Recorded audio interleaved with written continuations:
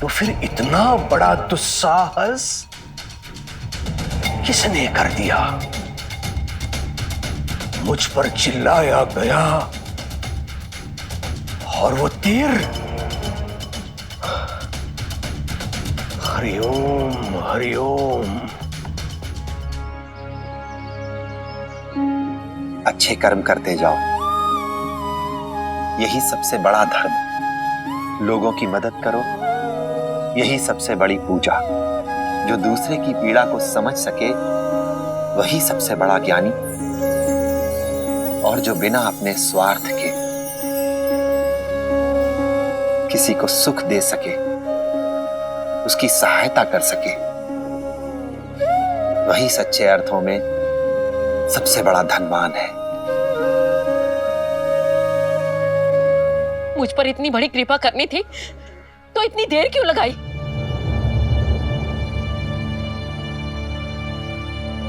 क्यों अपना सत्य पहले नहीं दिखाया? परीक्षा ले रहा था मेरी? क्या मिला तुझे? मुझे इतने दुख देके, मुझसे इतने पाप करवाकर क्या मिला तुझे? मेरे कितने दिन बर्बाद कर दिए तूने, जानता है तू? लोग कहते हैं तू भगवान का रूप है, लेकिन भगवान इतना निर्दयी कैसे हो सकता है?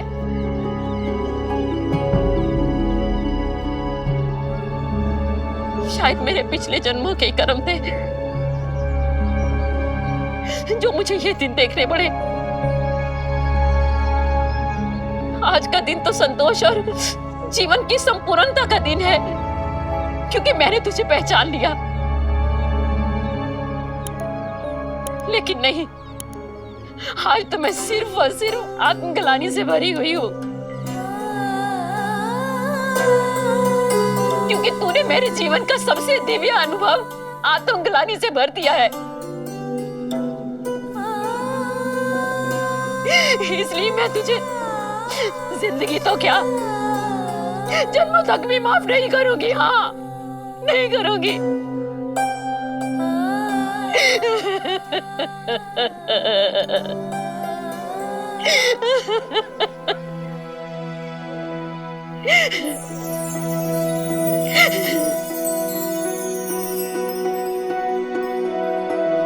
मत करिए माफ,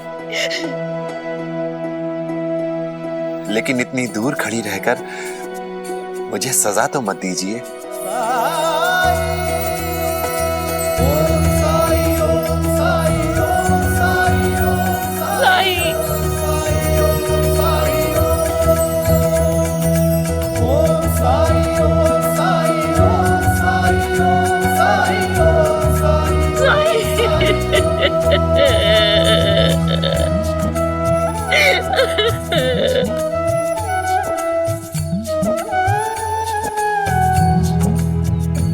आप मेरी माँ की माँ हैं।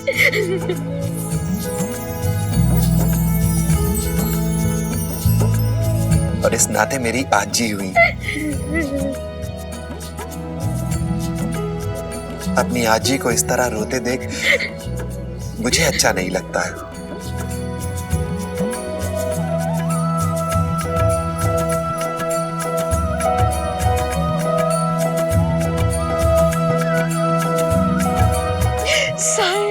आजी,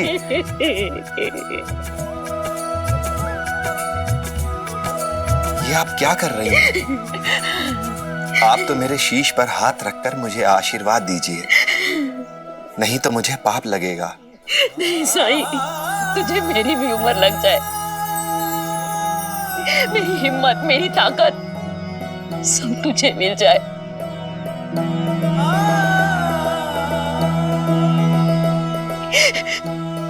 क्योंकि जो तू कर रहा है ना, वैसा ही करते जा। मेरे जैसे अंधे लोग बहुत हैं, जिनकी आंखें होते हुए भी अच्छाई और सच्चाई देख नहीं पाते। तू अंधों को रोशनी दिखा साईं।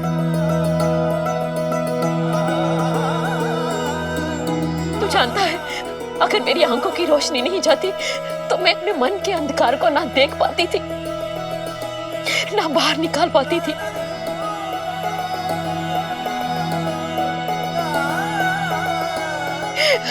मुझे प्रायश्चित का रास्ता दिखा साईं, ताकि मैं आत्मग्लानि से बाहर निकल पाऊं। मुझे माफ कर दे साईं, मुझे माफ कर दे।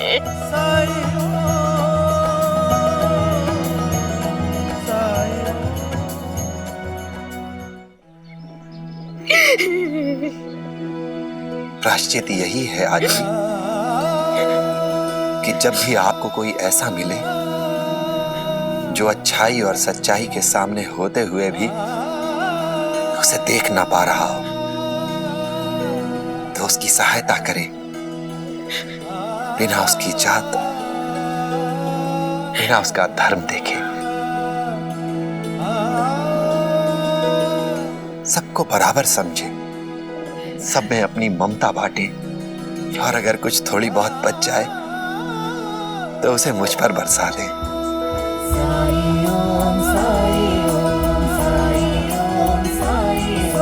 साईं,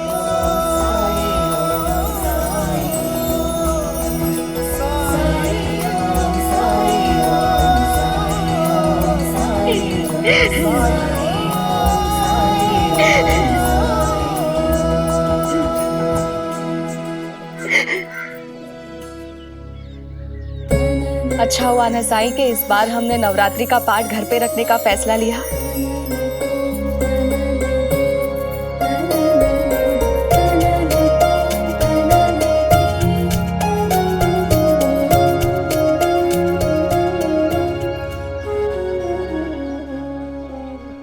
साई ही है जो ग्रहण बनकर मेरे जीवन पर छाया हुआ है। आज तक किसी में इतना साहस नहीं था कि मेरे तरफ आंख उठाकर देख ले, तो फिर इतना बड़ा दुस्साहस किसने कर दिया? मुझ पर चिल्लाया गया और वो तीर हरिओम हरिओम।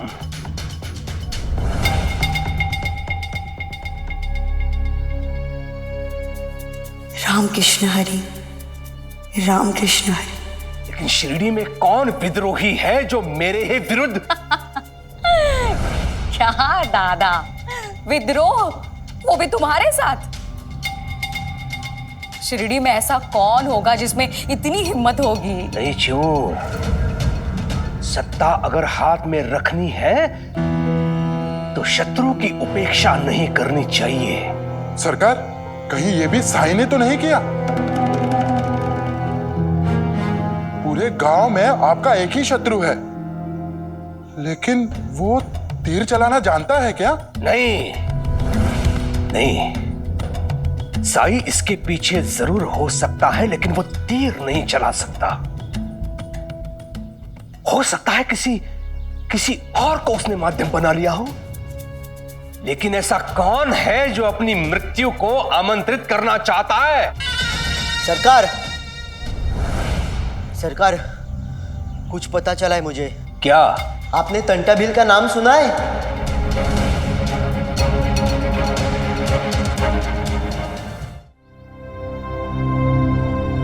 हाँ, वो आदिवासी डाकू।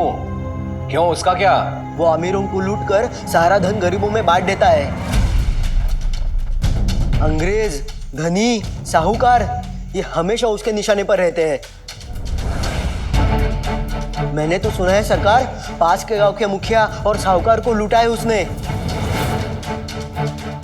कहीं ऐसा तो नहीं कि आप भी उसके निशाने पर है? और जो हुआ वो उसी के किसी साथी ने।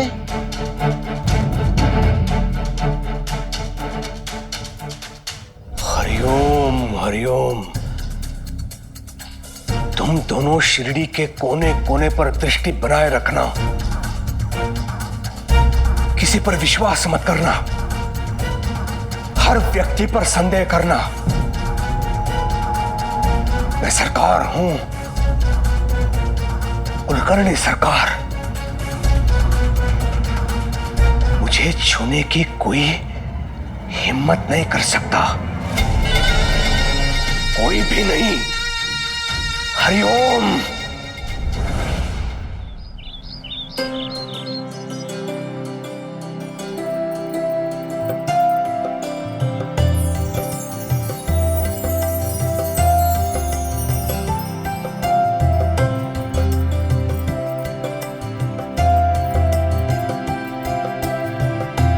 या देवी सर्वभूतेषु श्रद्धारूपेण संस्थिता नमस्तस्यै नमस्तस्यै नमस्तस्यै नमो नमः।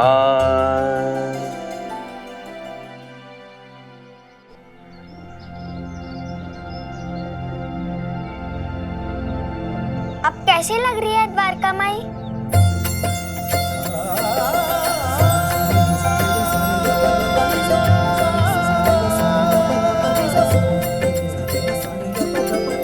साई,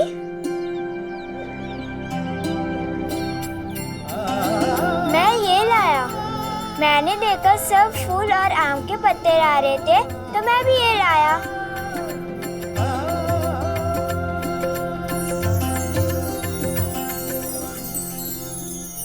क्या तुम लोग जानते हो कि नवरात्रि क्यों मनाई जाती है?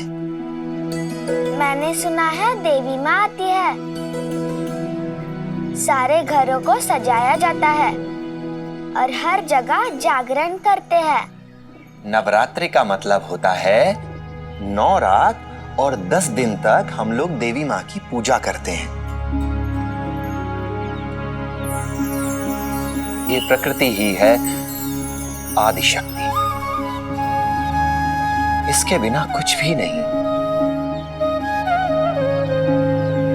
इसीलिए इन 9 रातों में अर्थात नवरात्रि में हम लोग छोटी कन्याओं की पूजा करते हैं, उन्हें देवी का रूप मानकर।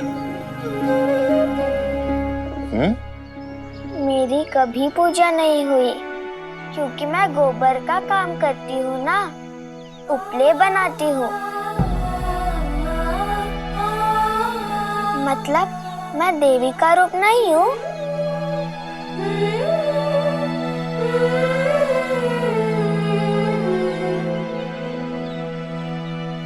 नहीं लक्ष्मी, हर कन्या, हर स्त्री में देवी माँ की शक्ति है, तुम में भी है। अच्छा, तो क्या हमें झिपरी की भी पूजा करनी चाहिए?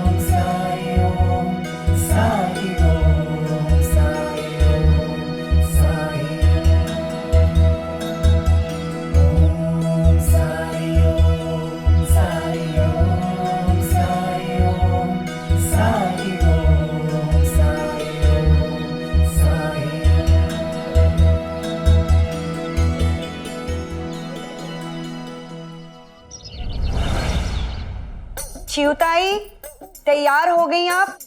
आई गॉड, घर में नवरात्रि की इतनी सारी मिठाइयाँ बन रही है। नवरात्रि में देवी के पाठ सुनने जाऊंगी। आई गो, आई गो, चिवताई क्या हुआ आपको? सर में बहुत दर्द हो रहा है मेरे, और खुजली भी। हाँ, कान में खुजली हो रही है और झंझनाहट हो रही है मेरे हाथों में बहुत, और पैर में जैसे बहुत सारी चींटियां दौड़ रही है एक साथ, और आंखों के सामने ना जैसे सब नाच रहा है वहीनी, और मेरे पेट में जैसे। मैं आपके दादा को संदेश भिजवा दूं? आज ही दूसरे गांव गए हैं, ज्यादा दूर नहीं पहुंचे होंगे। नहीं नहीं, नहीं, दादा को तकलीफ देने की क्या जरूरत है वहीनी, रहने दो, मैं ठीक हो जाऊंगी। आराम करूंगी ना तो अच्छा लगेगा, और आराम करूंगी तो और अच्छा लगेगा मुझे। आपके साथ कहीं आ गई तो मतलब खड़ी भी रही तो तकलीफ हो सकती है मुझे वहीनी। मैंने तो बायजा अक्का को वचन दिया है कि मैं आऊंगी, मुझे तो जाना ही पड़ेगा, तो मैं चलती हूँ। हाँ हाँ, आप अपना ध्यान रखिएगा, आराम कीजिएगा। हाँ हाँ, जैसे मैं कुछ समझती नहीं हूँ, मन में तो लड्डू फूट रहे होंगे। पहली बार घर से अकेले पंख फड़फड़ाने का मौका जो मिल रहा है।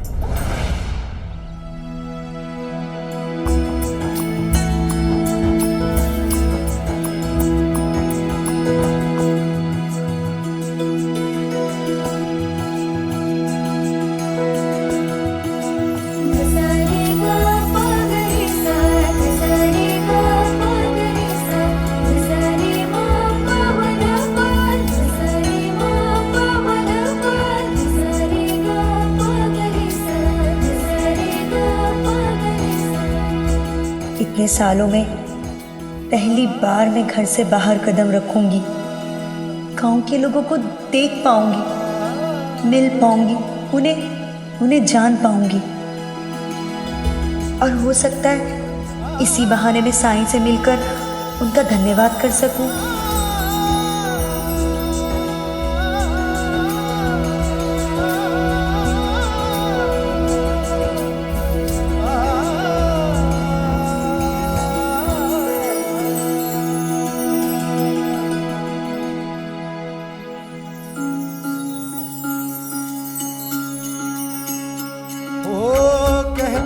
किस्मत जिसको कर्म का फल है, जीवन में कर्म योग का मार्ग ही अटल है। जो कुछ है हाथ में तेरे एक यही पल है, अच्छे कर्म किए जाए तो जीवन सफल है। ओम साई ओम साई ओम साई ओम साई ओम साई ओम साई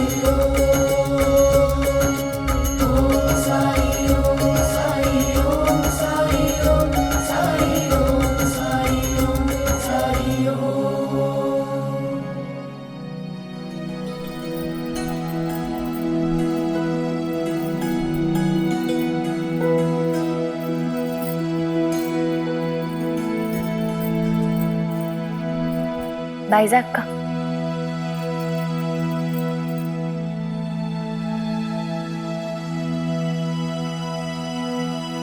बायजा अक्का,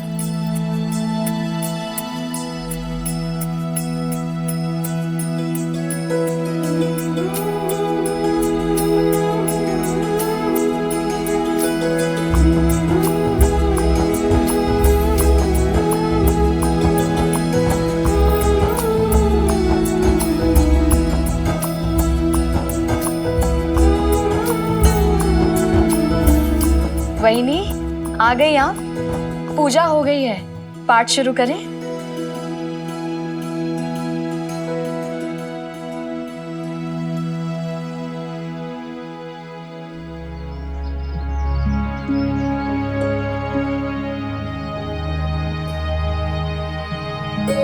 सब कहते हैं कि इन 9 दिनों में पृथ्वी पर देवी माँ आती है हमारे साथ रहने के लिए। हमें उनकी जरूरत है, उनके आशीर्वाद की जरूरत है, इसीलिए हम उनकी पूजा करते हैं। लेकिन उन्हें हमारी क्या जरूरत? भगवान को भक्तों की उतनी ही जरूरत होती है जितनी की भक्तों को भगवान की। तुमने वो कहानियां नहीं सुनी हैं जिसमें देवी देवता अपने भक्तों के सपनों में आकर कहते हैं कि मेरी पूजा करो? तो क्या हमारी तरह देवी माँ भी 9 दिनों का इंतजार पूरे साल करती हैं? क्यों नहीं? तो आपके पास जो लोग आते हैं आपसे मिलने के लिए, आपसे मदद मांगने के लिए, तो क्या आपको भी उनकी उतनी ही जरूरत है?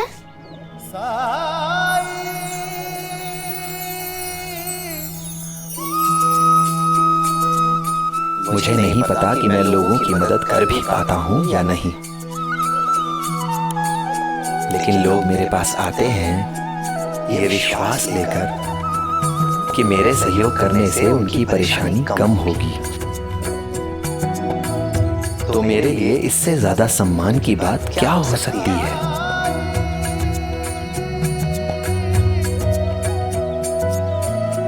और अगर हम किसी को भक्ति का सही रास्ता दिखा सकें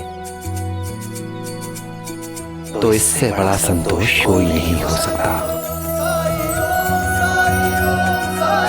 वहीनी आ गई आप? पूजा हो गई है, पाठ शुरू करें?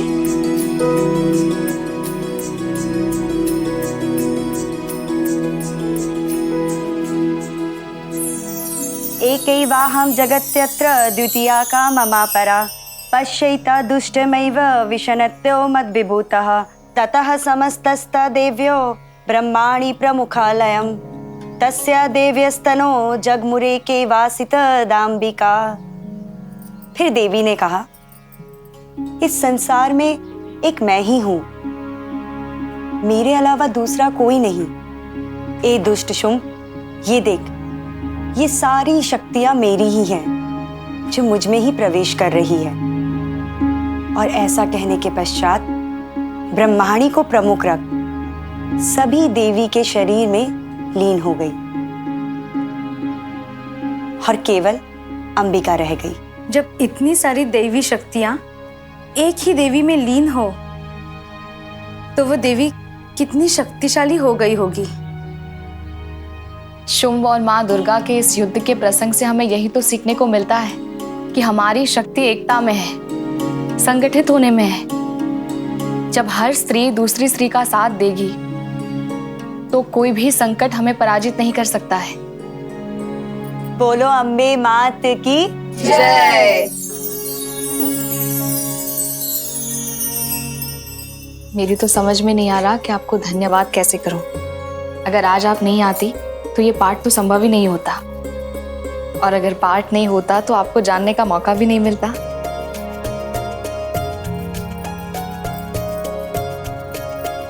ये तो मेरे लिए सम्मान की बात है। आज पाठ के लिए कोई ब्राह्मण आते तो मैं उन्हें दक्षिणा जरूर देती, पर आपको मैं क्या दे सकती हूँ? आप ही बताइए मुझे। मांगना तो मैं भी चाहती हूँ आपसे कुछ, लेकिन समझ नहीं पा रही हूँ कि मैं कैसे कहूँ। संकोच मत कीजिए, मांगिए ना। मैं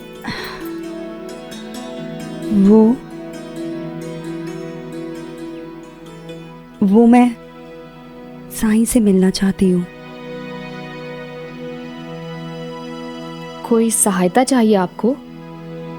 सब ठीक है ना? हाँ, सब अच्छा है। बस मुझे उन्हें एक बात के लिए धन्यवाद कहना है। द्वारका माई जाना है तो देर किस बात की? अभी चलते हैं। हाँ,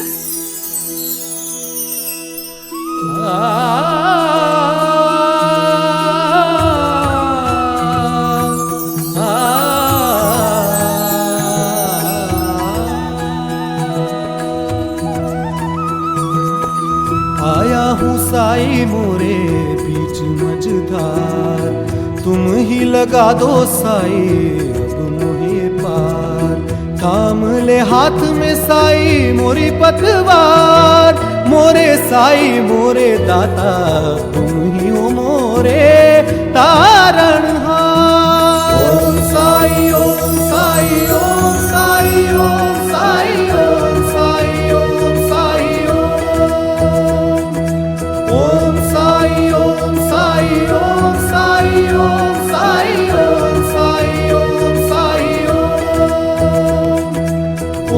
साई ओम साई ओम साई ओम साई ओम साई ओम साई ओम।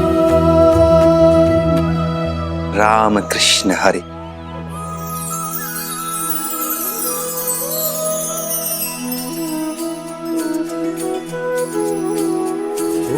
राम कृष्ण हरि। नाम की चले निरंतर धुन यूं ही मन में सुबह हो शाम। हरे कृष्णा हरे राम, हरे कृष्णा हरे राम, हरे कृष्णा हरे राम, हरे कृष्णा हरे राम।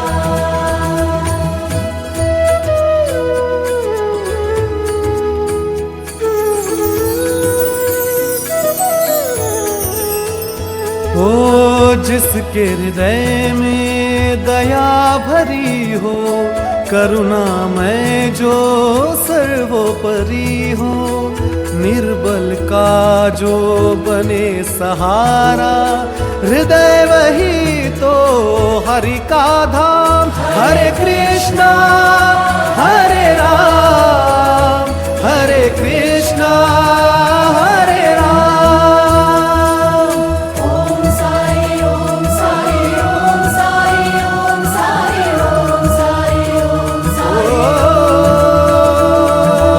ओम साई ओम साई ओम साई ओम साई ओम साई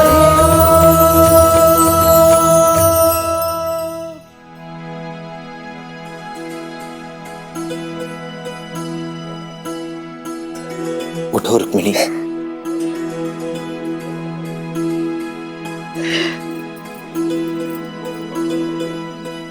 मैं जब जब मुश्किल में थी आपने मुझे बचाया, आपने मेरी रक्षा की। तुमने राम कृष्ण हरि का आह्वान किया तो मैं तुम्हारी मदद कैसे नहीं करता। मुझे नहीं पता था कि आप भी साईं की भक्त हैं, लेकिन कुलकर्णी सरकार तो। हाँ, वो आपके विरुद्ध हैं और यहाँ आज तक आपने जो भी विरोध सहा है उसके लिए भी वही जिम्मेदार है, लेकिन उस बात के लिए आपने कभी भी मेरी मदद करने में बाधा नहीं आने दी। क्या आप उनकी मदद नहीं कर सकते? उनके मन में आपके लिए जो द्वेष है, क्या आप उसे दूर नहीं कर सकते? अहंकार से भरे मन का परिवर्तन कठिन होता है। कठिन होता है, लेकिन असंभव तो नहीं ना। क्या मैं कुछ कर सकती हूँ जिससे उनके मन में परिवर्तन के बीज तो फूटे? राम कृष्ण हरि का जो जाप तुम करती हो वही करती रहो। समय आने पर सब कुछ अपने आप सही हो जाएगा।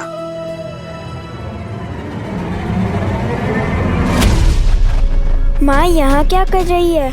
कहीं पिताजी को पता तो नहीं चल गया कि मैं यहाँ आया हूँ? केशव आओ।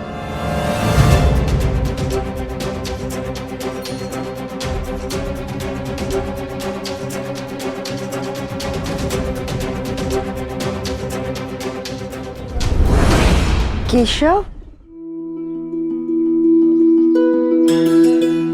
तो मैंने इनका नाम सुना था ना आपके मुंह से, तो मुझे देखने का मन किया कि कौन है ये। और यहाँ आके मुझे बहुत अच्छा लगा और मैं द्वारका माई को सजाने के लिए सबकी मदद कर रहा हूँ। ये तो बहुत अच्छी बात है, लेकिन घर जल्दी लौट आना, ठीक है?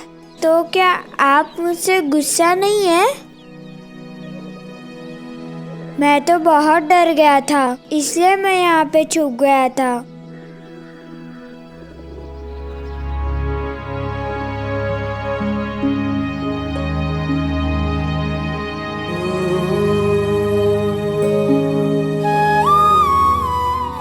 कभी कभी हम उन चीजों से डरने लगते हैं जिनसे डरने की हमें कोई जरूरत ही नहीं होती है, जैसे माँ का गुस्सा। माँ का गुस्सा भी उसकी चिंता का एक रूप है, उसके प्रेम का एक रूप है, उसकी ममता का एक रूप है। इसीलिए कभी भी डर के माँ से कुछ नहीं छुपाना चाहिए। माँ सही गलत का भेद बता देगी। अगर कभी कुछ गलत कर भी दिया तो माँ सही रास्ते पर ले आएगी। साईं, घर लौटने का समय हो गया है।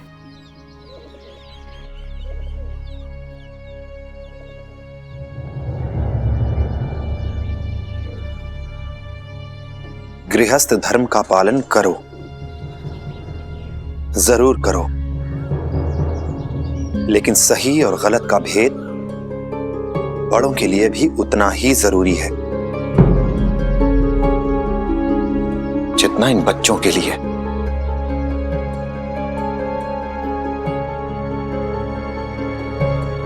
अगर कुछ गलत होता देख हम उसे देखते रहें, उसे सहते रहें, तो भले ही हमारे मन में किसी भी धर्म का भाव हो, उस गलत में हम भी उतने ही भागीदार होते हैं। आपका इशारा किस ओर है साईं?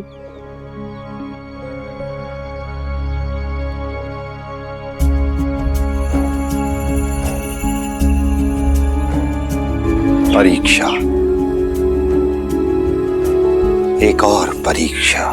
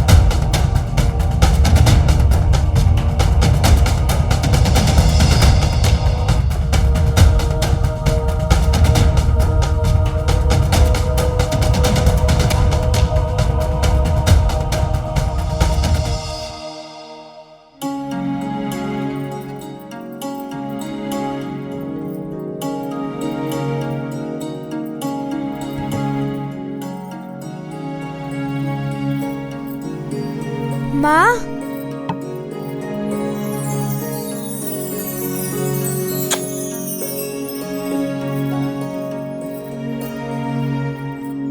मैंने वो आपसे साईं के बारे में सुनते हुए देखा था ना, और विद्यालय में सब साईं की ही बात करते हैं, इसलिए मैं साईं के पास चला गया था। लेकिन आप वहाँ कैसे चली गई थी? कहीं पिताजी को पता?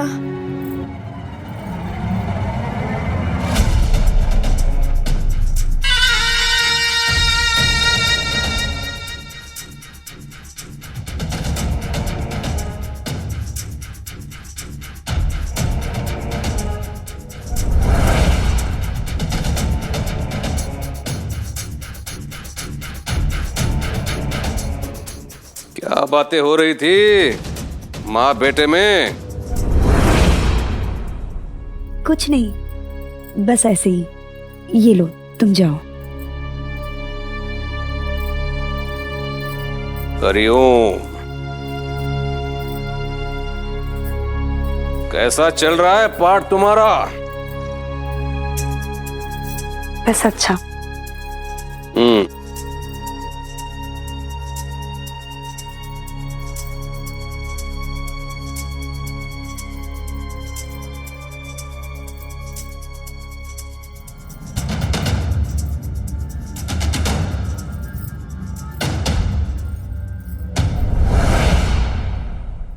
चलिए चिउताई, तैयार है आप?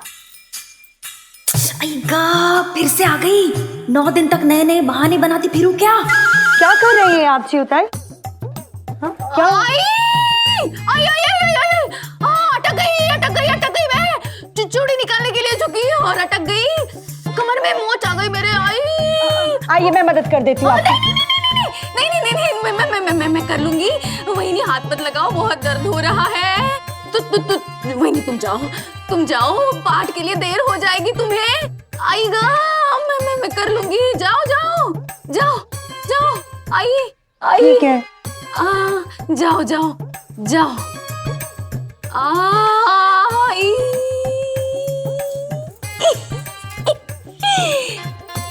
लेकिन जल्दी आना वहीनी, देर मत करना। देर से आओ, मुझे क्या।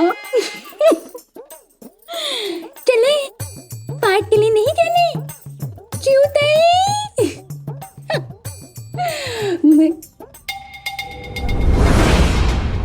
अरे मैं साथ न चलने के नए बहाने बना रही हूँ रोज, और ये मान भी जाती है। ऐसा क्यों नहीं कहती कि चलो चिउताई साथ चलो?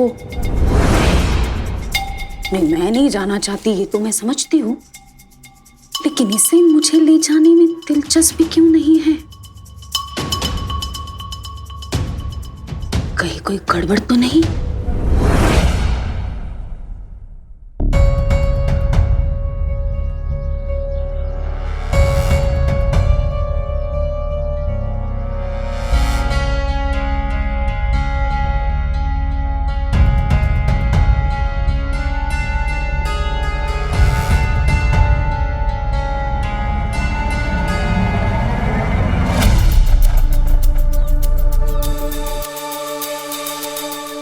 मैंने शोर किया तो ये भाग जाएगा, लेकिन ये है कौन? झिपरी,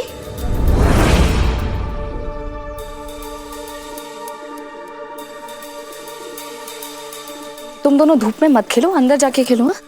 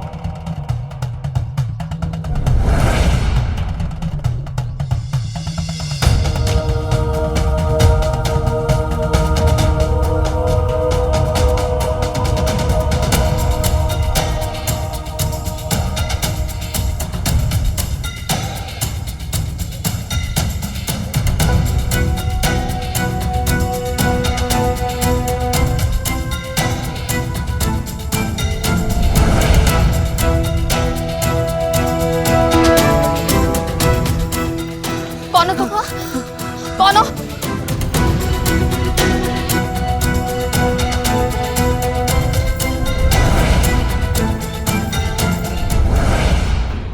रुको, रुक जाओ। बाइज़ाक का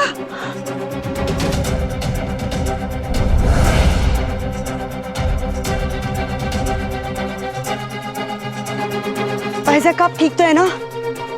कौन था वो? पता नहीं। मेरे तो हाथ पैर कांप रहे हैं। कहीं कुलकर्णी सरकार ने तो नहीं भेजा था उसे मुझ पे नजर रखने के लिए? मुझे जाना होगा बाइज़ाक का। केशव, चलो जल्दी चलो।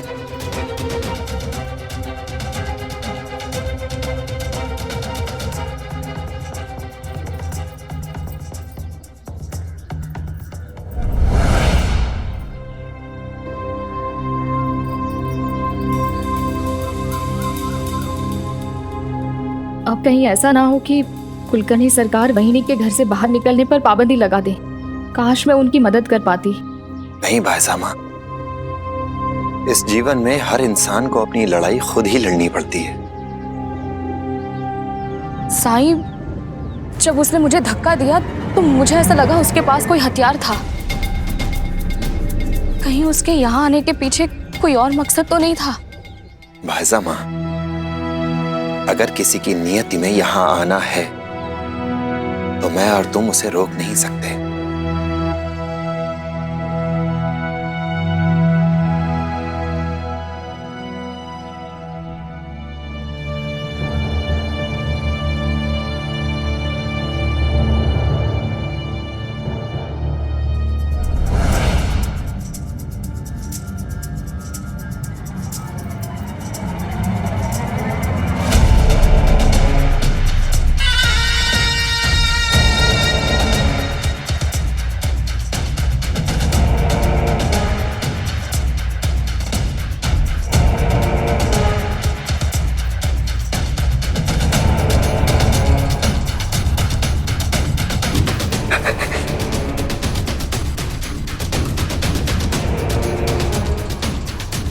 क्या कहा था मैंने तुझसे? हाँ, क्या कहा था? फिर भी तू कल देर से लौटी और आज भी। मैंने तुझसे ये भी कहा था कि चीऊ को तो साथ में लेके जाएगी, लेकिन तूने उसे आने से मना कर दिया।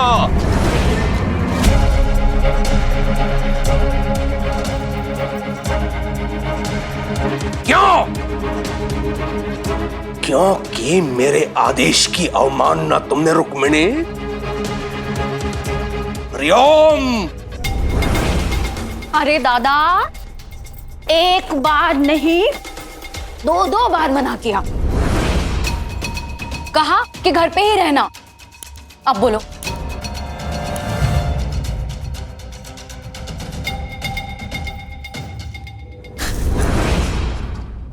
उत्तर दो रुक्मिणी। चीऊ ने यह भी पता कर लिया कि स्त्रियां तो कब की अपने अपने घर लौट चुकी है। देर क्यों हो गए रुक्मिणी, बताओ। माँ को मेरे कारण देर हुई।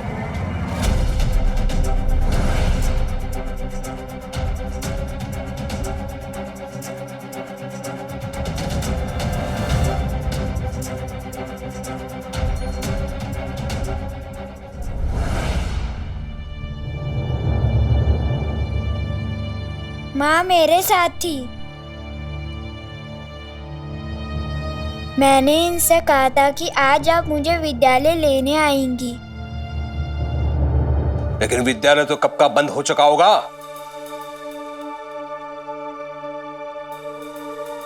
वो पिताजी, मैं ही बच्चों के साथ खेलता रहा। माँ ने बहुत कहा देर हो रही है, घर चलो, लेकिन मैंने इनकी बात नहीं सुनी।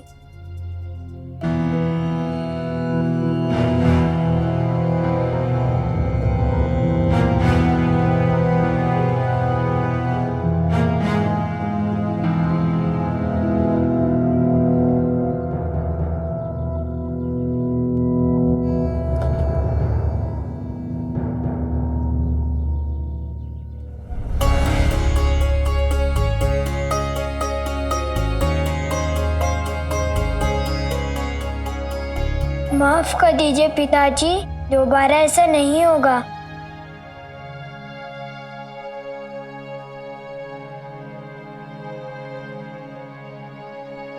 ठीक है, उठ जाओ और जाओ, जाके स्नान करो, जाओ।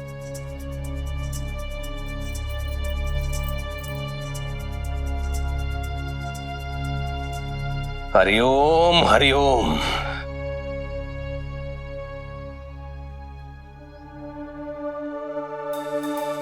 केशव का व्यवहार कुछ विचित्र लग रहा है मुझे इन दिनों।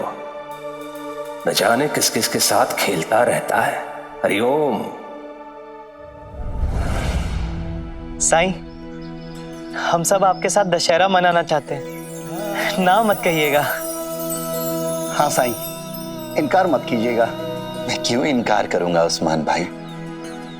त्योहार तो सबके साथ मनाए जाते हैं। ये दशहरे का पर्व है, बुराई पर अच्छाई की जीत का पर्व। साईं, एक बात हमें आपसे और करनी थी। आज जो हालात पूरे भारत में हैं, जगह जगह अंग्रेजी हुकूमत के खिलाफ विद्रोह हो रहे हैं। हर जगह अंग्रेजी सिपाहियों और विद्रोहियों के बीच लड़ाइयाँ हो रही हैं और इस मौके का फायदा उठाकर डाकू लुटेरे लूटपाट कर रहे हैं। इस वजह से हमें आपकी बहुत फिक्र है, क्योंकि आप गांव के बाहर यहाँ द्वारका माई में रहते हैं और वो भी अकेले। मुझसे कोई क्या लूट ले जाएगा उस्मान भाई? और जो कुछ मेरे पास है उसे पाने के लिए तो उसे समर्पण करना होगा। फिर ले जाए, मेरी किसी से कोई दुश्मनी नहीं है। साईं, लेकिन इस गांव में आपके कुछ दुश्मन हैं। कुलकर्णी सरकार के बारे में बात कर रहे हैं ये? नहीं,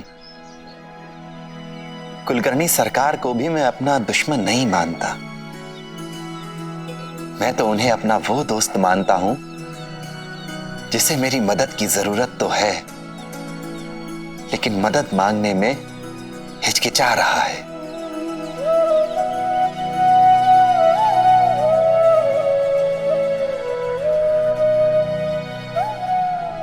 अभी आप लोग जाइए, मुझे किसी की प्रतीक्षा है।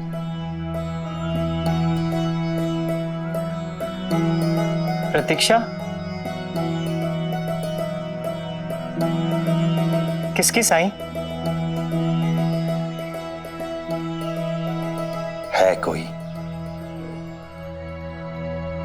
पर ऐसा कौन है जो हमारे होते हुए यहाँ नहीं आ रहा है? समय आने पर पता चल जाएगा। ओम साई, ओम साई, ओम साई,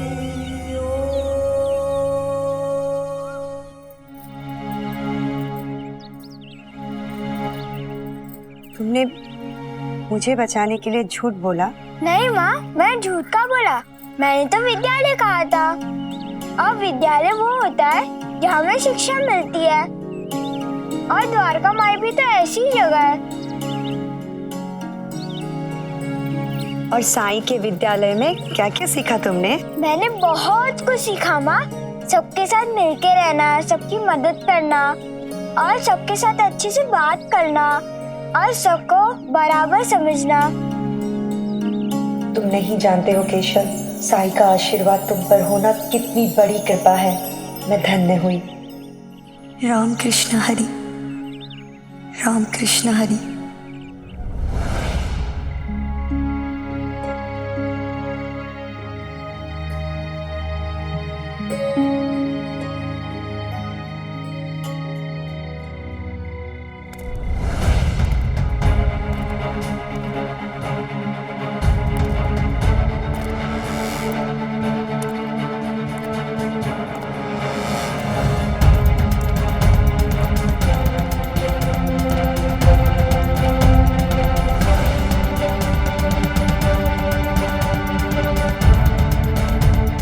आओ जीवा।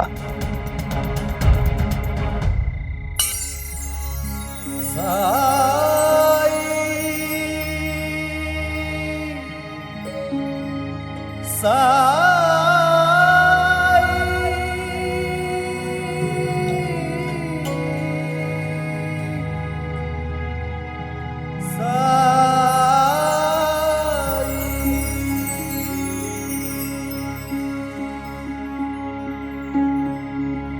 साई दोपहर में आए भी और बिना मिले चले गए।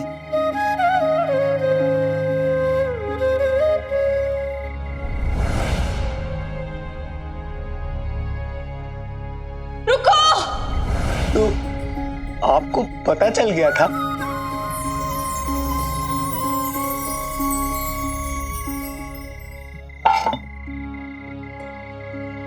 लो, बहुत दिनों बाद शिरडी लौटे।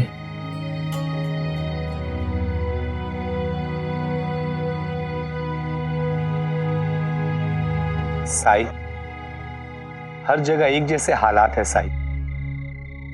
जहां अमीर है वहां गरीबों को कुचला जा रहा है। अमीर और अमीर होते जा रहे हैं, गरीब और गरीब होते जा रहे हैं। अंग्रेजी हुकूमत भी अमीरों का ही साथ दे रही है, जिससे गरीबों को और अत्याचार सहन करने पड़ रहे हैं। अब देखिए ना साई, जमीन हमारी है पर इसमें कोई हक नहीं है हमारा। जैसे कानून है पर न्याय नहीं है। मैं जितनी दूर गया साई, व्यवस्था पर मेरा गुस्सा उतना ही बढ़ता गया। गुस्सा बुरी चीज नहीं है जीवा। गुस्सा अगर अपने स्वार्थ को पूरा करने के लिए किया जाए तो हमारा सबसे बड़ा शत्रु बन जाता है। और यही गुस्सा अगर संसार के दुख, समाज की तकलीफ और लोगों पर हो रहे अत्याचार से उत्पन्न हो, तो यही गुस्सा परिवर्तन का माध्यम बनता है।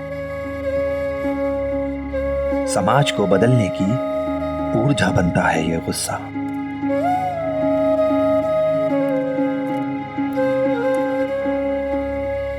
जानते हैं साई, इतने दिनों में मैंने यही बात तो सीखी है। आपने टंटिया भील का नाम सुना है? लोग उन्हें टंटिया मामा कहकर बुलाते हैं। सच्चे राष्ट्रभक्त हैं, लेकिन अंग्रेज हुकूमत ने उन्हें बागी घोषित कर दिया। मैं उनसे मिला हूं साई, बहुत अच्छे इंसान हैं। गरीबों के लिए मसीहा हैं, अमीरों के लिए आतंक। अमीरों को लूटकर गरीबों में बांट देते हैं सब। साई, उनका मानना है सरकारी खजानों को लूटना कोई गुनाह नहीं है, क्योंकि ये तो हमारा है और वो हमारे खिलाफ इस्तेमाल कर रहे हैं। सच्ची तो है ना साई, कुलकर्णी जैसे लोग इतने आराम से रहते हैं और आप इतनी गरीबी में, ऐसे इस खंडहर में क्यों? तुम्हें लगता है मैं गरीब हूं जीवा? क्यों लगता है? जीवा, ये खंडहर नहीं है, ये द्वारका माई है।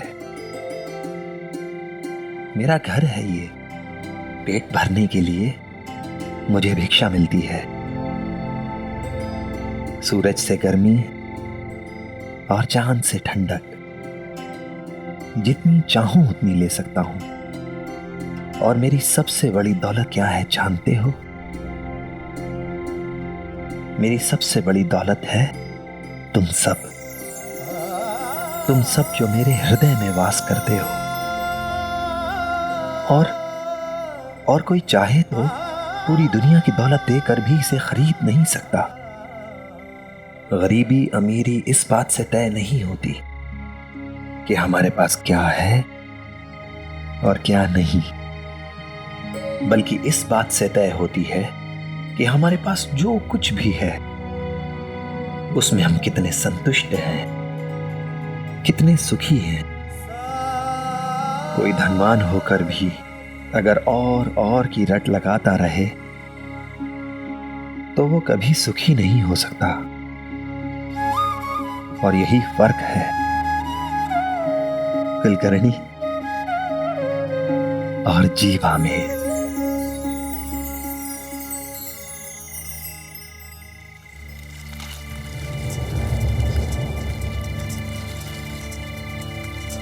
साई, लगता कोई है। मैं बिल्कुल नहीं चाहता कोई मुझे यहां देखे। मैं आपसे बाद में मिलूंगा। चलता हूं साई।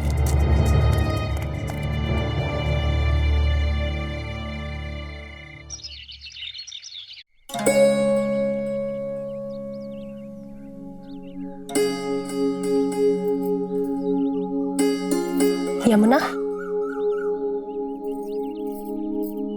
ये देखो।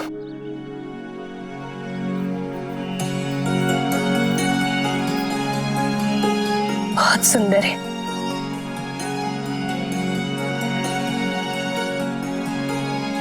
तुम बहुत अच्छी लग रही हो इसमें।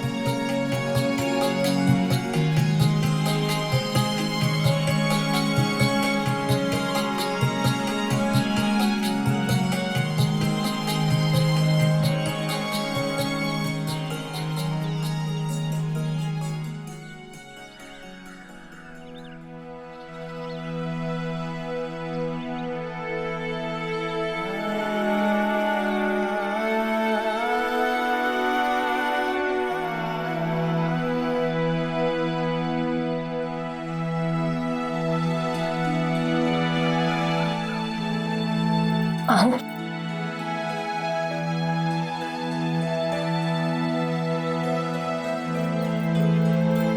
क्या हो?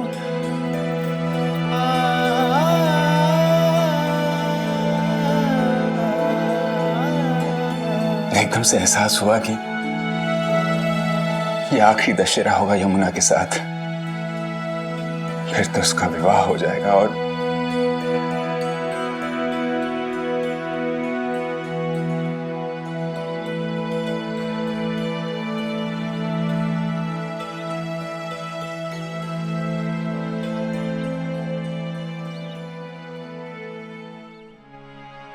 आपको जब घर लौटने में देर हो जाती है तो मुझसे ज्यादा चिंतित ये हो जाती। इसे भी ससुराल जाकर आपकी बहुत याद आएगी। पिता और पुत्री का संबंध सबसे अलग होता है, जैसे उंगलियों का तितली से। अगर जोर से पकड़ो तो पंख टूटने का डर बना रहता है, और अगर हल्के से पकड़ो तो रिश्ते बन ही नहीं पाते। फिर जब तितली उड़ जाती है तो अपने पंखों के कुछ रंग हमारी जिंदगी में छोड़ जाती है।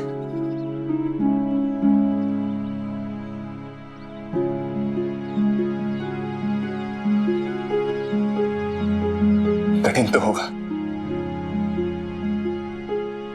इसको देखे बिना तो मैं घर से नहीं निकलता हूं। हाँ, और अब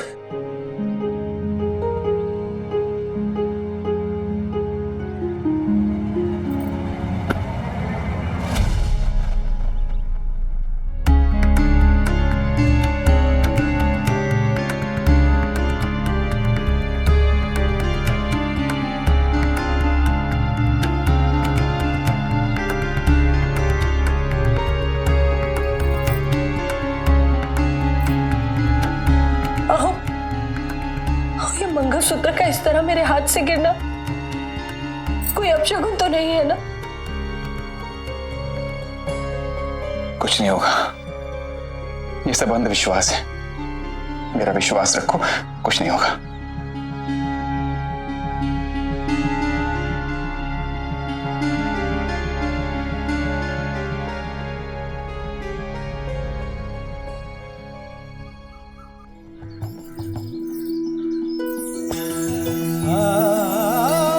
दशहरे की शुभकामनाएं साईं। मेरे लिए आपदा वृक्ष के ये पत्ते सोने के उन सिक्कों से भी कहीं ज्यादा मूल्यवान हैं, क्योंकि इसमें तुम्हारा प्रेम, तुम्हारी शुभकामनाएं हैं। दशहरे की शुभकामनाएं।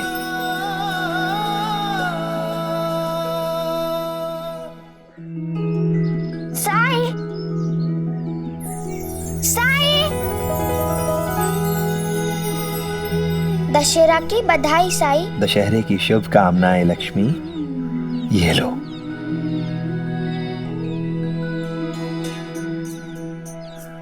ये क्या है? सब लोग सब जगह यही पत्ते दे रहे हैं। साईं, मैंने बहुत लोगों से पूछा लेकिन कोई नहीं बता रहा है मुझे। आप बताइए। कोई कहता है ये सोन पत्ता है, कोई कहता है ये सोना है, लेकिन मुझे तो इसमें सोना दिखता ही नहीं है। इसके पीछे एक छोटी सी कहानी है, सुनोगी? तो बात अयोध्या की है। वहां पर एक गुरु थे वर्तांतु और उनका एक शिष्य था कौत्स। कौत्स गुरु वर्तांतु के आश्रम में पढ़ता था। शिक्षा पूरी करने के बाद कौत्स ने अपने गुरु वर्तांतु से पूछा कि मैं गुरु दक्षिणा में क्या दूं? गुरु ने बहुत बार मना किया, लेकिन कौत्स नहीं माना। वो जिद पर अड़ा रहा। बार बार पूछने पर गुरु वर्तांतु ने कौत्स से कहा कि ठीक है, अगर तुम देना ही चाहते हो तो गुरु दक्षिणा में मुझे 14 करोड़ सोने के सिक्के दो। कौत्स ये सुनकर हैरान रह गया। उसने कभी सोचा भी नहीं था कि गुरु वर्तांतु इतनी बड़ी गुरु दक्षिणा मांगेंगे। फिर कौत्स ने क्या किया? उस समय अयोध्या के राजा कौन थे, जानती हो? राम जी। बिल्कुल सही। तो कौत्स राजा राम के दरबार में गया और उन्हें अपनी परेशानी बताई। तो बताओ कि रामचंद्र जी ने उसकी मदद की होगी या नहीं? तुम्हें क्या लगता है? क्यों नहीं, राम जी तो सबकी मदद करते थे, तो कौत्स की तो जरूर की होगी। रामचंद्र जी ने कौत्स से कहा कि तुम अपने गांव जाओ और वहां आपटा वृक्ष के नीचे इंतजार करो। राम जी कुबेर के पास गए। कुबेर जानती हो कौन है? धन के देवता यानी कुबेर। रामचंद्र जी ने कौत्स की समस्या कुबेर को बताई और कुबेर की मदद से आपटा वृक्ष के पत्तों को सोने के सिक्कों में बदल दिया। उसने मन ही मन भगवान राम को नमन किया और अपने गुरु को गुरु दक्षिणा दी। इसीलिए आपटा वृक्ष के पत्तों को सोन पत्ता भी कहा जाता है। ईश्वर करे तेरा भविष्य भी सोने की तरह चमकदार बने। और जानती हो, हम में से कोई ऐसा नहीं है जिसमें अच्छाई और बुराई दोनों वास ना करती हूं। हम सब में ये दोनों वास करती हैं। फर्क सिर्फ इतना है कि हम में से किसने अपने 6 शत्रुओं पर विजय प्राप्त कर ली, हर किसने नहीं। कौन से शत्रु? काम, क्रोध, लोभ, मोह, अहंकार और ईर्ष्या। यही 6 कमजोरियां हमारे ईश्वर प्राप्ति के मार्ग में, सच्चाई के मार्ग में, सत्कर्म के मार्ग में बाधाएं बनती हैं। इन पर विजय प्राप्त करना ही इंसान की सबसे बड़ी जीत है। और आज के दिन मैं इसी जीत की पूजा करता हूं। कामना करता हूं कि हम सब अपने इस अंतर्युद्ध में विजयी हों, क्योंकि जो यहां जीत गया फिर वो कभी नहीं हार सकता।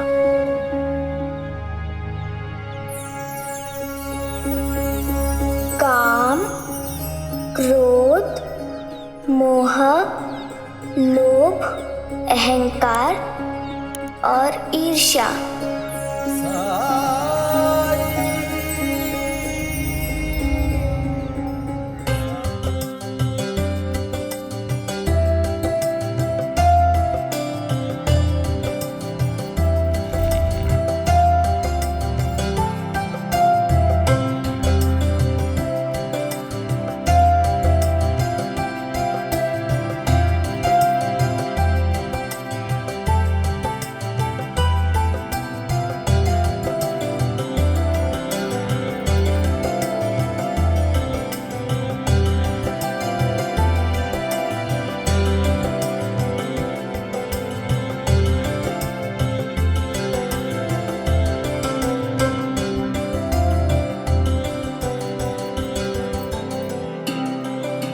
अखंड सौभाग्यवती भव। रुक्मिणी, तुमने सदैव कर्तव्यों का निर्दोष निर्वाह किया है, ऐसा नहीं है, लेकिन आज इस शुभ अवसर पर मैं ये कह सकता हूं कि तुम एक अच्छी पत्नी सिद्ध हुई हो।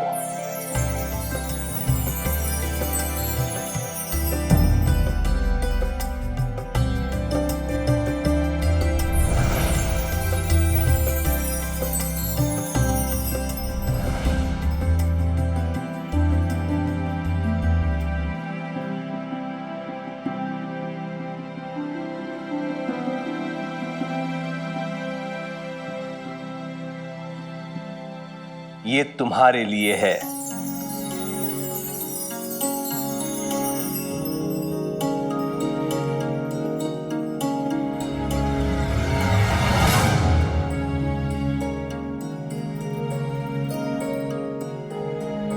सुखी भव। केशव, चिरंजीवी भव।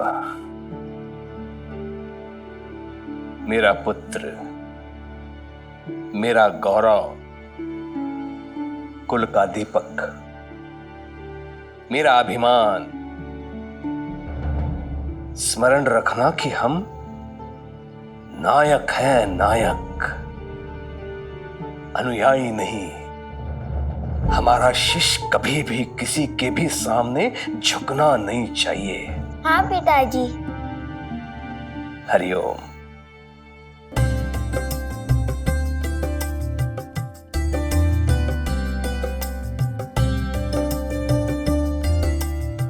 और ये है तुम्हारे लिए।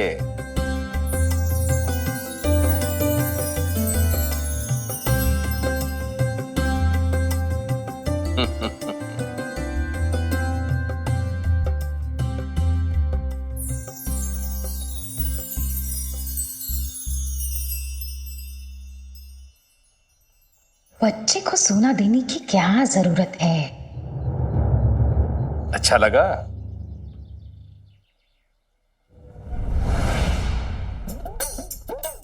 क्यों? हाँ? अपना उपहार नहीं देखोगी? हाँ दादा।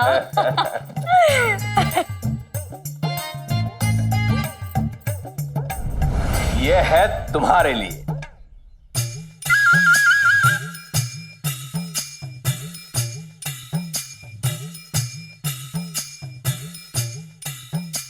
लो देखो।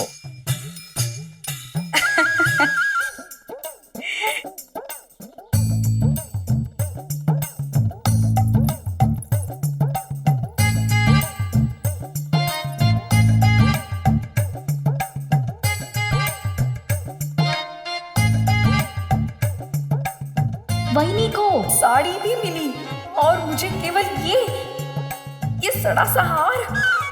दशहरे की आपको बहुत बहुत बधाई हो। आपको भी अप्पा जी।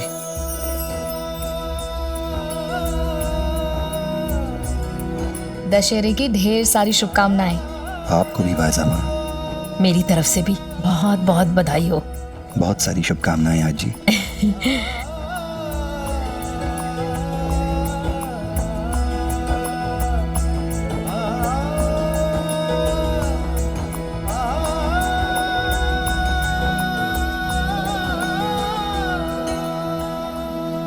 अरे झिपरी, तू इतनी चुप क्यों है? तू तो हमेशा हम सबसे ज्यादा बोलती है।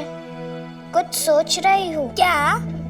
आज द्वारका माई में सबसे अच्छा दशहरा मनाएंगे हम। आओ मेरे साथ।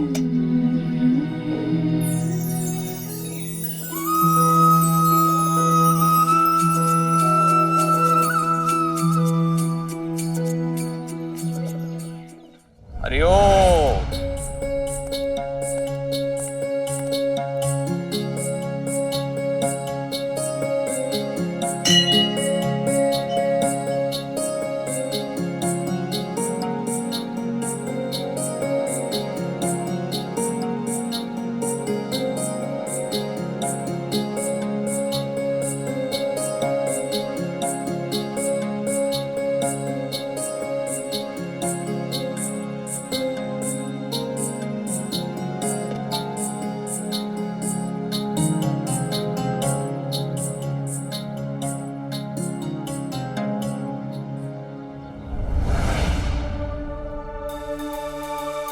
तुम दोनों सतर्क रहो। वो विद्रोही दोबारा दुस्साहस करे तो धर दबोचना उसे। और इस बार वो पलायन कर गया तो उसका परिणाम तुम दोनों के लिए अच्छा नहीं होगा, ध्यान में रखो। कुलकर्णी सरकार का विरोध दोबारा नहीं होना चाहिए शिरडी में। जी सरकार। बजरंग बली की।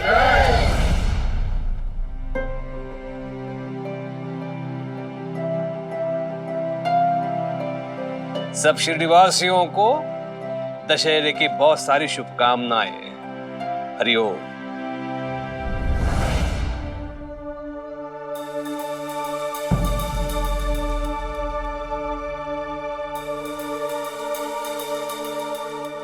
चलो चलो एक एक करके आप।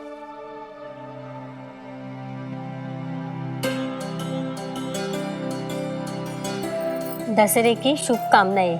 तुम्हें भी बहुत सारी शुभकामनाएं मौसी।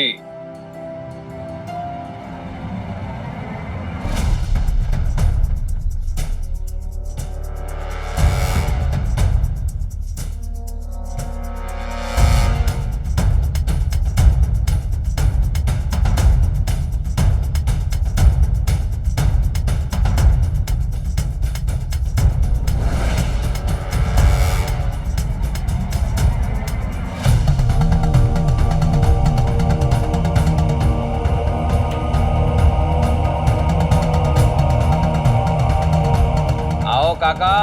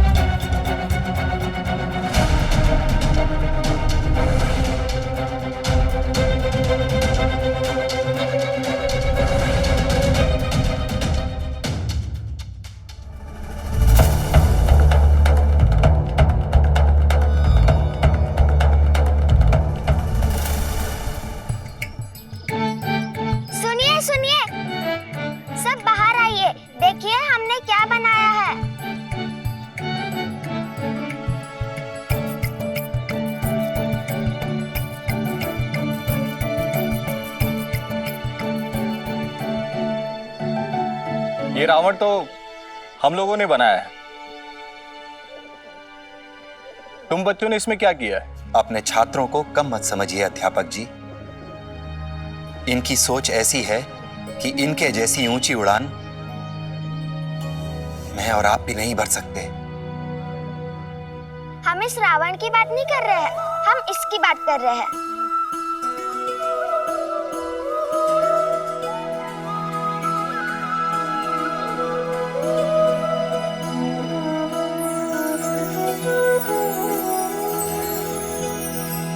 हमारी 6 बुराइयां: काम, क्रोध, मोह, लोभ, अहंकार और ईर्ष्या। इस रावण के साथ साथ आज हम इन शत्रुओं को भी जला रहे हैं। आपने सत्य कहा साईं। हमें इन बच्चों से अभी बहुत कुछ सीखना बाकी है। जो ज्ञान हमें अंधकार की ओर ले जाए वही अहंकार है। इसीलिए हम इस रावण को नहीं, ज्ञान के आवरण में लिपटे इस अहंकार के पुतले को जलाते हैं। जब मनुष्य के अहंकार का नाश हो जाता है तो वो दूसरों की सेवा की ओर तत्पर होता है। अहंकार अंधेरे मन का यज्ञ है और सेवा सरल मन की उपासना। मैं सेवा करने की शपथ लेता हूं साईं। मैं भी। वो यहाँ आया था, तुम लोग क्या कर रहे थे? सरकार, हम तो एक एक करके सबको अंदर छोड़ रहे थे। क्षमा कीजिए, बहुत जरूरी काम है, मुझे जाना होगा। हरिओम। हटो हटो।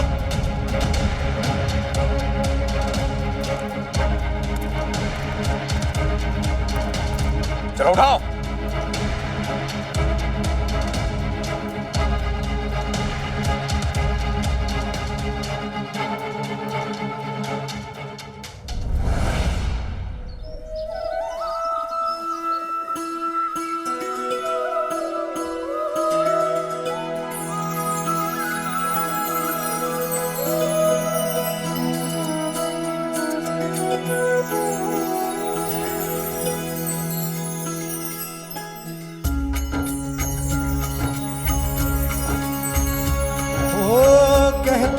किस्मत सियावर रामचंद्र की, सियावर रामचंद्र की, सियावर रामचंद्र की, सियावर रामचंद्र की।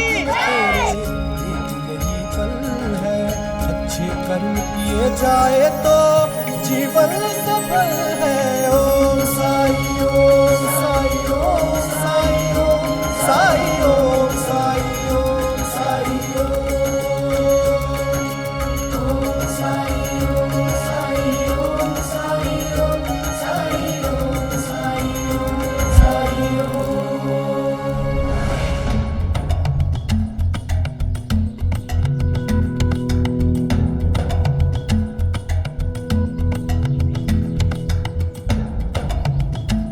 अंता पंता घर की सुरक्षा बढ़ा दो। जी सरकार।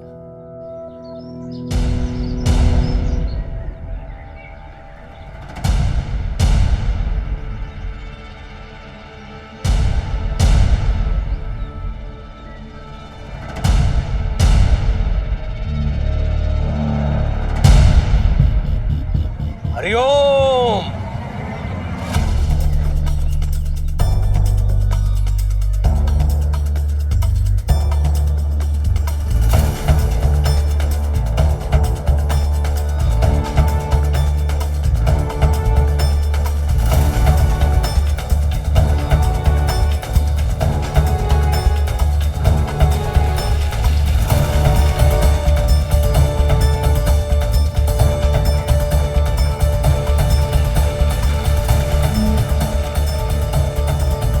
हरिओम।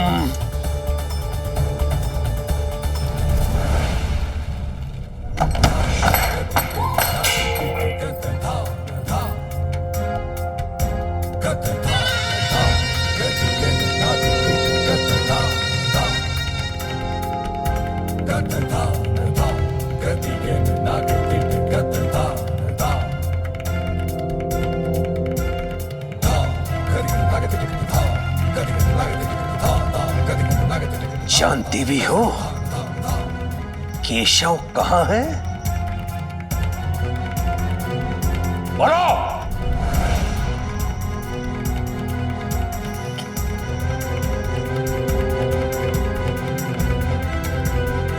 केशव,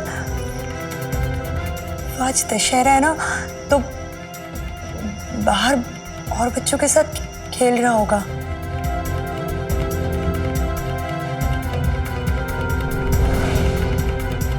आने दो उसे, देखना मैं उसके साथ क्या करता हूं।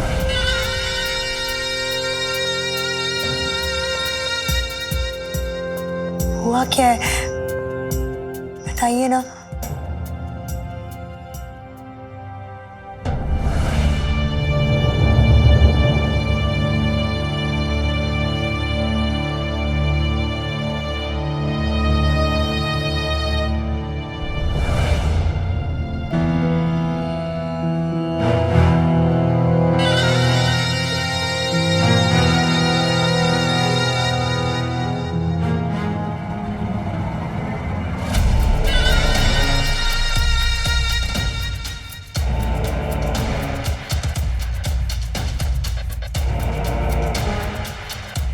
से आ रहे हो? मैं दोस्तों के साथ खेल। कौन कौन मित्र थे? तात्या, टिया पगजी, वो मोनी,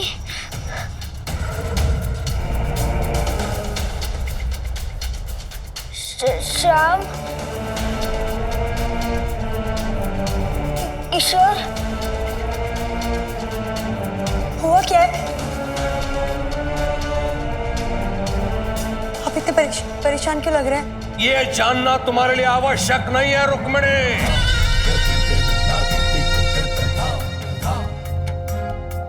इतना स्मरण रहे कि मुझे घृणा है असत्य से।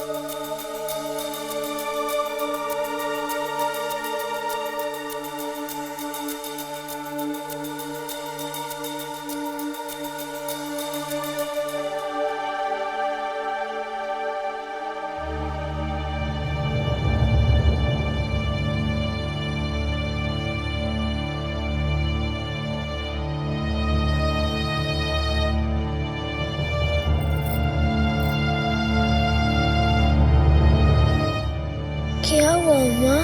पिताजी इतने गुस्से में क्यों हैं? काश मुझे पता होता।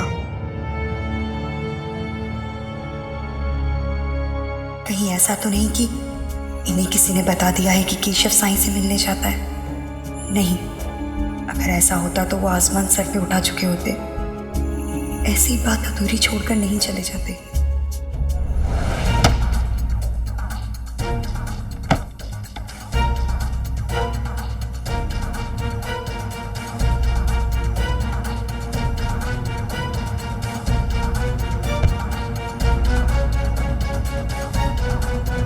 आप पड़े रहिए अपने जिद पर और मैं अपने विश्वास पर कायम रहूंगा, जैसा मुझे मेरे साईं पर है।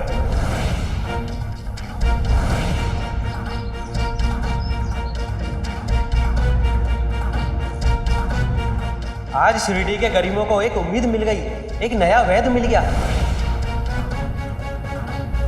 इतने सालों से जिस कुएं की मैं खुदाई कर रहा था उस पे पानी लाना किसी के बस की बात नहीं है। असंभव को संभव तो सिर्फ भगवान ही कर सकते हैं। जिसके जीवन में साईं का आशीर्वाद हो, उसके जीवन में 100 तोले सोने का क्या मोल है। You're absolutely fine. तुम बिल्कुल ठीक हो। कुलकर्णी सरकार की जय। कुलकर्णी सरकार की जय। जय। ये सब उन लोगों की वजह से हो रहा है जो लोग उस बैरागी के पैर पकड़ रहे हैं। अगर हमने उन्हें सबक नहीं सिखाया सरकार, तो आपका राज्य खतरे में पड़ सकता है।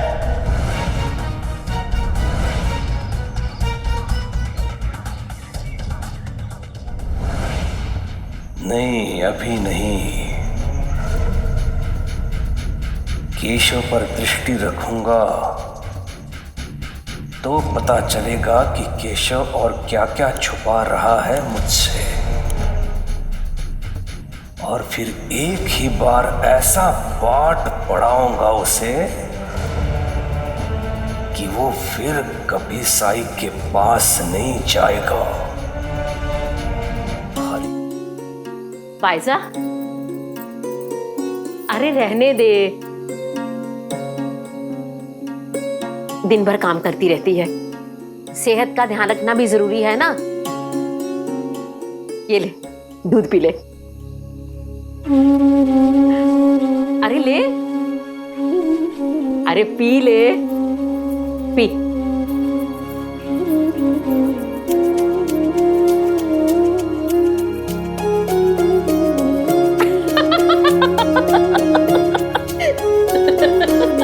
क्या हुआ आई? देख,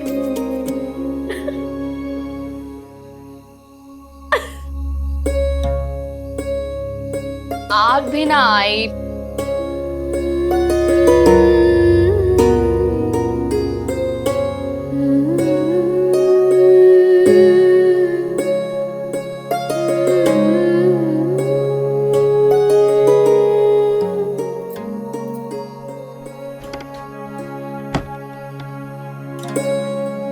फायजा, इधर आ।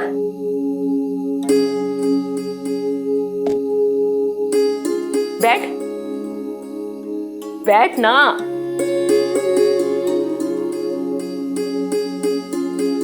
ये देख, मैंने यमुना के लिए झुमके लिए हैं, अच्छे हैं ना? बेटी कहा है तूने उसे, तो साधारण सी साड़ी तो नहीं दे सकते ना? क्या सोच रही है कि एक कंजूस कैसे बदल गई, है ना? नहीं आई, मैंने कभी आपके बारे में ऐसा ना सोचा, ना कभी सोच सकती हूँ। किस मिट्टी की बनी है तू? ये कैसे संस्कार दिए तेरे माता पिता ने? मैंने इतनी खरी खोटी तुझे सुनाई, क्या कुछ नहीं कहा, फिर भी तेरे दिल में मेरे प्रति लेश मात्र भी गुस्सा नहीं। आई, रोइए मत, इससे अच्छी तो आप मुझे डांटते हुए लगती थी। वो कहते हैं किस्मत जिसको कर्म का फल है, जीवन में कर्म योग का मार्ग ही अटल है। जो कुछ है हाथ में तेरे यही पल है, अच्छे कर्म किए जाए तो जीवन सफल है। ओम बाबा, मुझे चिमटी काटो, मैं कोई सपना तो नहीं देख रहा।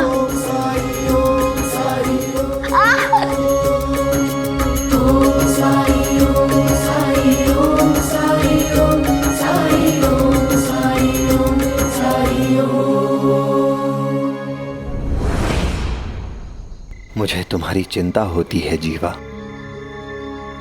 साई, मुझे जीवन का लक्ष्य मिल चुका है, अब चिंता करने की कोई बात नहीं है। जीवन का लक्ष्य और उस तक पहुंचने का रास्ता कभी भी घृणा से निर्धारित नहीं किया जा सकता जीवा, क्योंकि जब हम घृणा को अपनी शक्ति बना लेते हैं तो हमारी सोचने, देखने की शक्ति कमजोर हो जाती है। सही और गलत में फर्क नजर नहीं आता हमें, अच्छे और बुरे में फर्क नहीं कर पाते हम, और हम उन्हीं की तरह हो जाते हैं जिनसे हम खुद घृणा करते हैं। हर इंसान में अच्छाई खोज पाना, उनसे प्रेम करना, ये आपके लिए संभव हो सकता है साई, क्योंकि आप भले हैं। लेकिन ये दुनिया वैसी नहीं है। ये सिर्फ भलाई से नहीं चल सकती। यहाँ जो जैसा है उसके साथ वैसा ही करना चाहिए। टंटिया भील से मिलने के बाद मुझे पता चला कि जो ताकतवर है उनका जुल्म सहना ही एकमात्र विकल्प नहीं है हमारे पास। हमें उन्हें मुंह तोड़ जवाब देना चाहिए, तभी समाज में अमीर और गरीबी की बराबरी संभव होगी। और ये कैसे पता करोगे कि अमीर के पास जो कुछ भी है उसमें गरीब से छीना हुआ कितना है और अमीर की मेहनत का कितना? क्या अमीरों ने कभी सोचा होगा कि जो वो हमसे छीनते आ रहे हैं वो हमारे मेहनत की कमाई थी? जो खुद न्याय की धज्जियां उड़ाते हैं, हमें उनके साथ न्याय की चिंता क्यों हो? गरीब का दुख अमीर से लूटी दौलत से दूर नहीं होगा जीवा। अगर उन्हें सुखी करना चाहते हो तो उन्हें सशक्त करो, उन्हें सक्षम बनाओ, आत्मनिर्भर बनाओ, साक्षरता से, शिक्षा से, ताकि वो अपने अच्छे बुरे में फर्क कर सकें, अपने अधिकारों की लड़ाई खुद लड़ सकें, वो ये समझ सकें कि उन्हें किसी के सामने सर झुकाने की जरूरत नहीं है। आज तुम हो तो उनकी लड़ाई लड़ लोगे, लेकिन कल जब तुम नहीं होगे तब एक बार फिर उन्हें किसी जीवा, किसी टंट्या भील का इंतजार करना होगा। हिंसा का कोई अंत नहीं है और अहिंसा हिंसा से कहीं ज्यादा ताकतवर। साई, मैंने आपसे कहा ना, आप बहुत भोले और भले हैं। इससे पहले मुझे कोई देख ले, मैं आपसे बाद में मिलता हूँ साई, बाद में मिलता हूँ।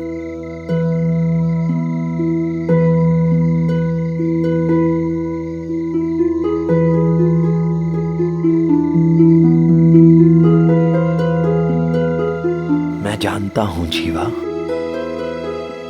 कि तुम्हारे मन में मेरे लिए बहुत श्रद्धा है। काश थोड़ी सी सबूरी भी होती।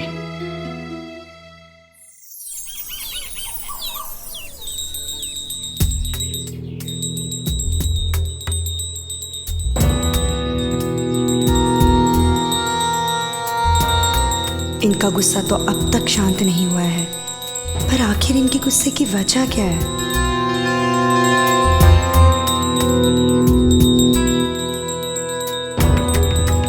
वहीनी, बाहर लठायत आए हुए हैं। पंताजी कह रहे थे कि सरकार ने उन्हें बुलाया है। कुछ हुआ है क्या? नहीं, लेकिन मुझे ऐसा क्यों लग रहा है कि कुछ होने वाला है।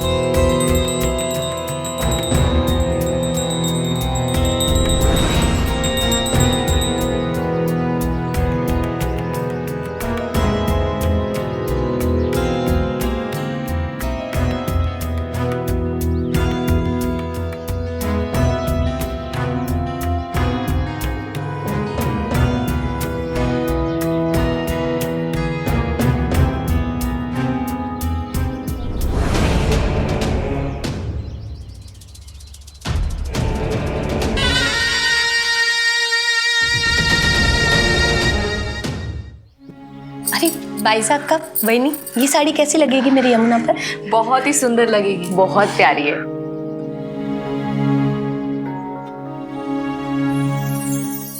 आओ।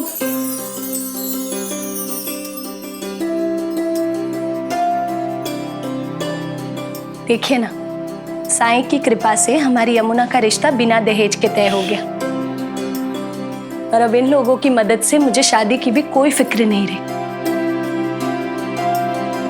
सारा काम इन्होंने आपस में बांट लिया। मैंने कहा ना, यमुना हम सबकी बेटी है। आप सबका बहुत आभार।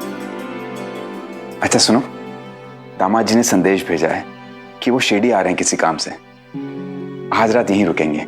अरे वाह, ये तो बहुत अच्छी बात है। आज शरद पूर्णिमा है तो रात को हम सब जाएंगे द्वारका माई कीर्तन के लिए, तो दामाद जी भी उसमें शामिल हो सकते हैं। जी बिल्कुल। अच्छा सुनो, मैं बाजार जाके आता हूँ।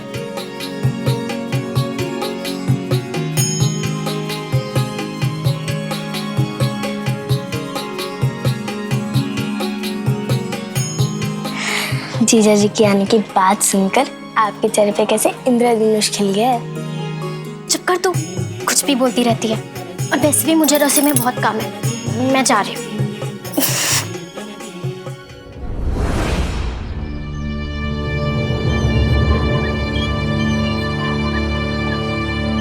केशव। जी पिताजी। आज से तू विद्यालय नहीं जाएगा। अंदर जा। लेकिन क्यों पिताजी? प्रश्न पूछने का अधिकार तुम्हें नहीं है केशव। जब मैंने कहा है नहीं जाएगा तो नहीं जाएगा।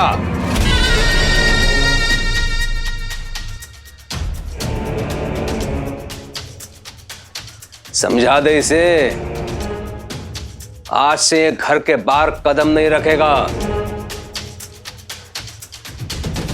ये मेरा आदेश है। हरिओम।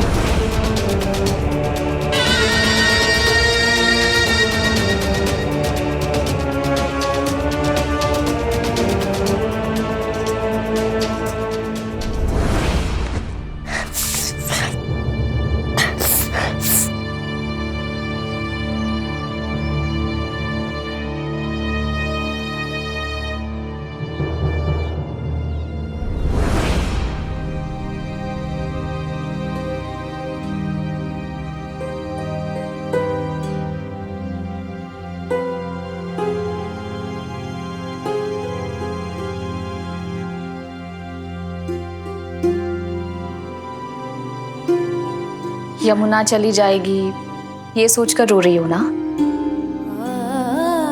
कुछ दिनों में यमुना की विदाई हो जाएगी।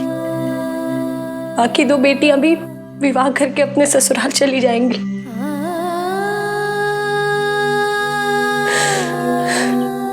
ये घर सुना हो जाएगा, हम अकेले हो जाएंगे। अगर एक बेटा होता तो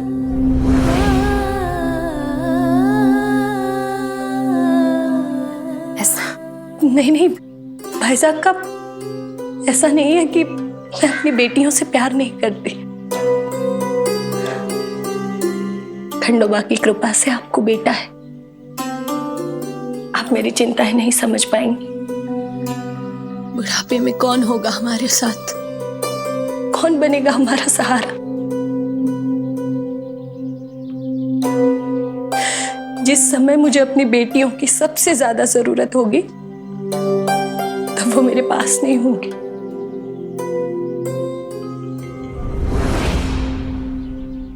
यमुना,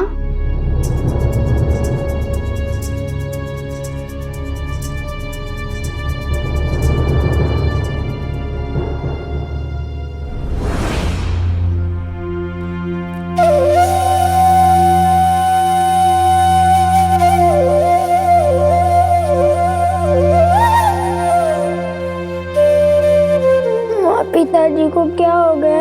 मुझ में गुस्सा क्यों कर रहे हैं?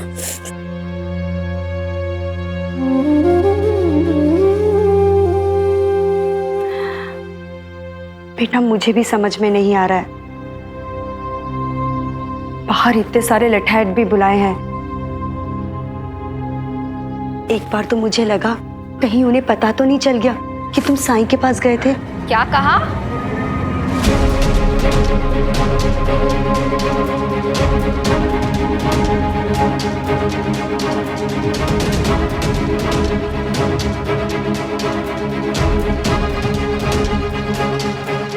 जीवताई ने सुन तो नहीं लिया?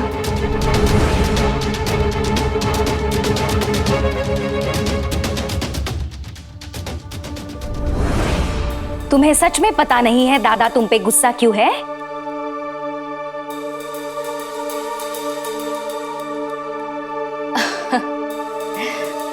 मैं बताती हूँ केशव बेटा, दादा को पसंद नहीं है तुम्हारा राह चलते बच्चों के साथ ऐसे खेलना। पर बच्चा इसमें गलती तुम्हारी बिल्कुल नहीं है, गलती तो इसकी है।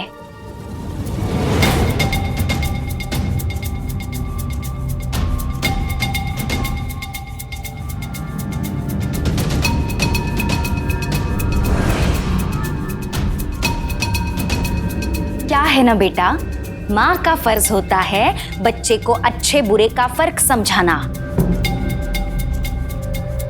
अगर तुम्हारी माँ अपना फर्ज अच्छे से निभाती तो आज तुम्हें ये दिन नहीं देखना पड़ता मेरे बच्चे। आत्या, मेरी माँ के बारे में ऐसे बात मत कीजिए।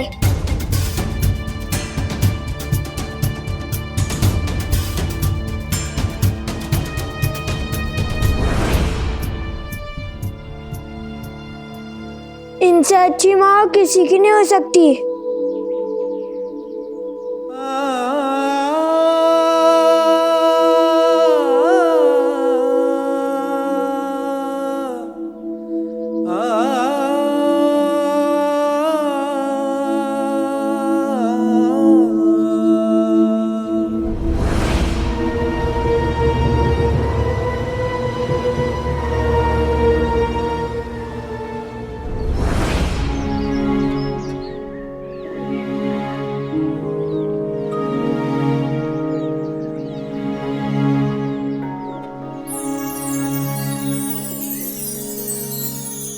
यमुना दीदी, आप यहाँ?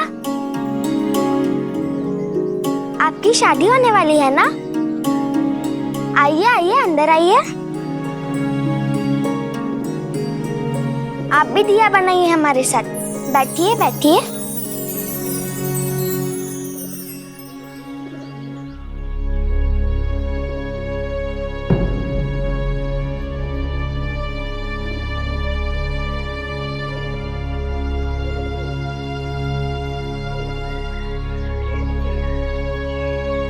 यमुना,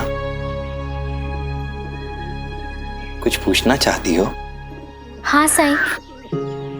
साईं, क्या इस समाज में, इस संसार में बेटियों का कोई मूल्य नहीं? मूल्य है, बिल्कुल है, लेकिन बेटियां बंद गई हैं।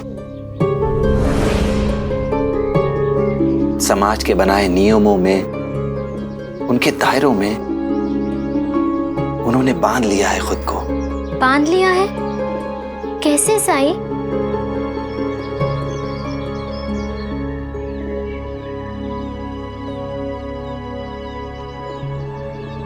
समाज के बनाए नियम इन दायरों को अपनी किस्मत मानकर खुद को बराबर न मानकर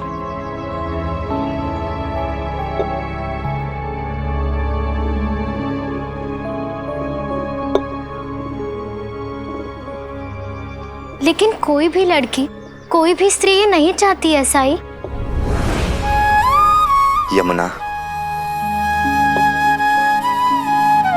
इस समाज की ये रीति रही है कि यहां अपने अधिकार सिर्फ चाहने से कभी नहीं मिलते, संघर्ष करना पड़ता है खुद को स्थापित करने के लिए। और समाज ने तो हर बदलाव का विरोध किया है, लेकिन जिसने हार नहीं मानी वो बदलाव जरूर लाया है। जिस दिन बेटियां इन बंधनों, दायरों की इन बेड़ियों को तोड़कर अपने लिए एक नई परिभाषा रचेंगी, उस दिन माता, पिता सब ये स्वीकार कर लेंगे कि उनके लिए बेटा हो या बेटी, सब बराबर है। साईं, तो क्या उससे पहले माता पिता के लिए ये जरूरी नहीं कि वो अपनी बेटियों को बराबर का अधिकार दे? अगर वही पक्षपात नहीं करेंगे तो बेटे और बेटियों में कोई फर्क नहीं करेगा।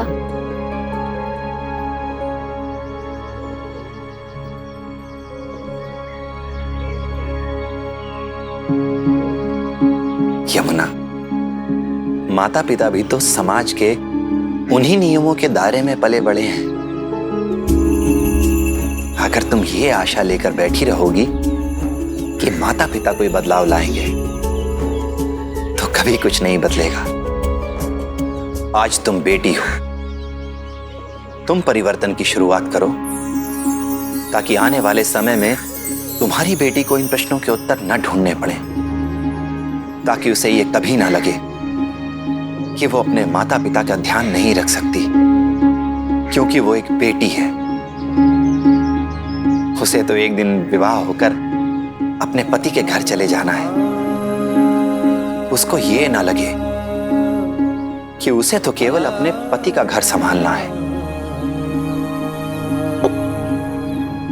तुम उदाहरण बनो इस बात का कि विवाह के बाद भी बेटी बेटी ही होती है।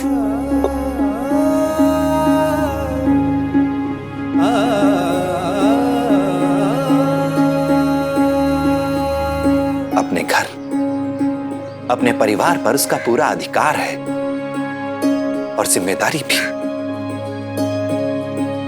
भविष्य के लिए नींव तो आज ही रखनी होगी और जिसे परिवर्तन चाहिए,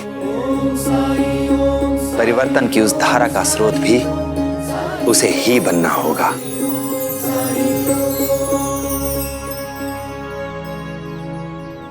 जैसे मैं बदल रही हूँ अपने आप को, अछूत होकर भी पढ़ाई कर रही हूँ, है ना साई?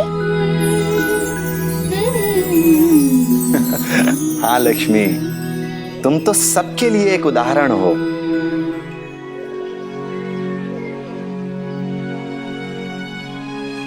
साई, आपने मेरी बहुत बड़ी दुविधा दूर कर दी।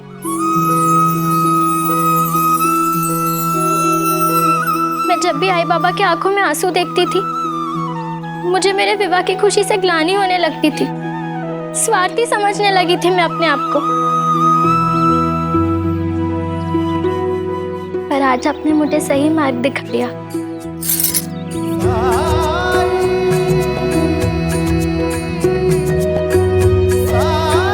अल्लाह मालिक।